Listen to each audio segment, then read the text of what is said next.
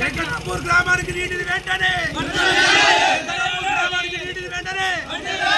వెంకటాపూర్ గ్రామానికి నీటిని వెంటనే కొండపోచమ్మ చెరువు నుంచి వెంకటాపూర్ గ్రామానికి వెంటనే వెంకటాపూర్ గ్రామానికి నీటిని వెంటనే వెంకటాపూర్ గ్రామానికి నీటిని వెంటనే వెంకటాపూర్ గ్రామానికి నీటిని వెంటనే